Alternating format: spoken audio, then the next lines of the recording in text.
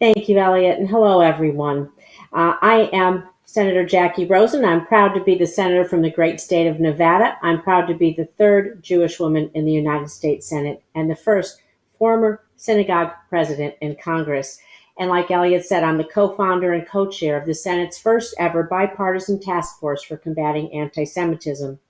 Along with my co-chair, Senator James Lankford, and our fellow members, we are committed to fighting back against hate and religious bigotry.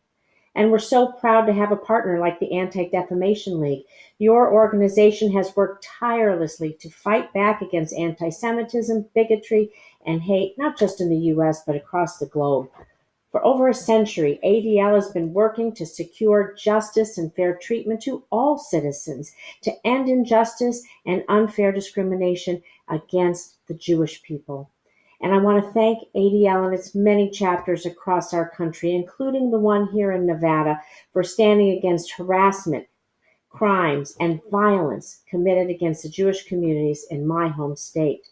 And I want to tell you that we need you and the work you're doing now more than ever, because I don't have to tell you what a critical time it is for Jewish Americans and for Jews across the globe.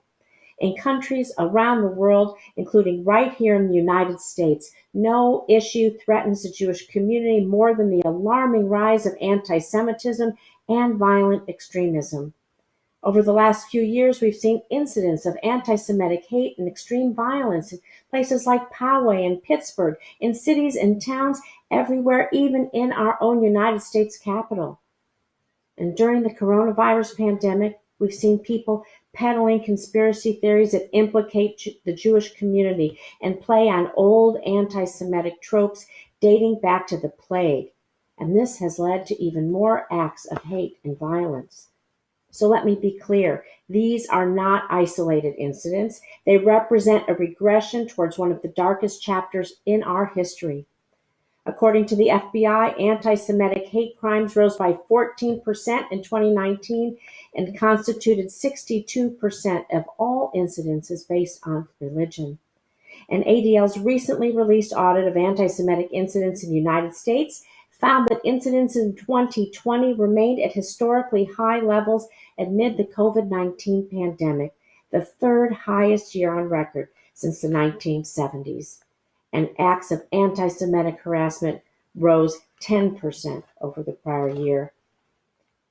We know that the rise in anti-Semitism is closely correlated to the spread of domestic extremist ideologies, from neo-Nazis chanting "Jews will not replace us" in Charlottesville to anti-Semitic hate symbols displayed at the storming of the Capitol, like a rioter wearing a shirt saying "Camp Auschwitz." This hate is unacceptable, and these dark forces, they pose a dire threat to the health of our democracy. Only by coming together to confront extremism can we do this, confront it head on, and take appropriate action. Especially now, we have responsibility to our neighbors, to our friends, to our community, and to our children before this spreads. And this is an issue that's deeply personal to me and to my family and to the Jewish community, which I hold dear. It's an issue I've worked on to address since entering Congress. It's why I'm a member of the U.S. Holocaust Memorial Council and global chair of the International Council of Jewish Parliamentarians.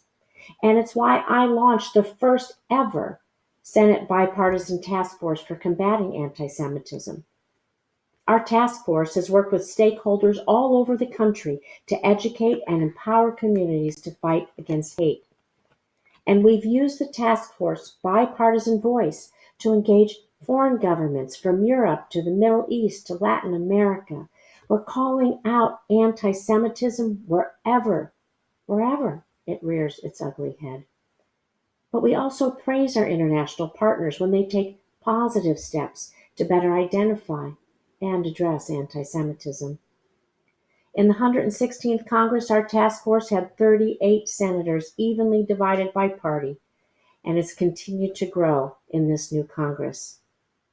Together, I know we can tackle this hate, and we will do so with the clear purpose of what needs to be done.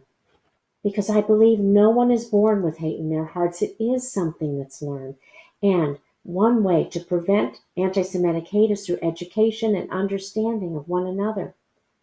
And unfortunately, our country is failing to properly educate our students about dark moments in our history, such as the Holocaust, and the lessons we must learn from it.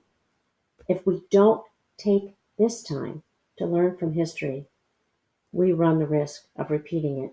That's why in 2019, I introduced the Never Again Education Act, a bipartisan bill that would help provide resources and training to teach our students about the lessons of the Holocaust.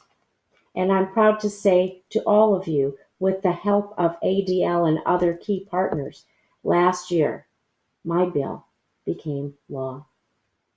I also served with Senator Lankford on the Senate Homeland Security and Government Affairs Committee, where we've supported the nonprofit Security Grant Program, a critical lifeline for synagogues and JCCs.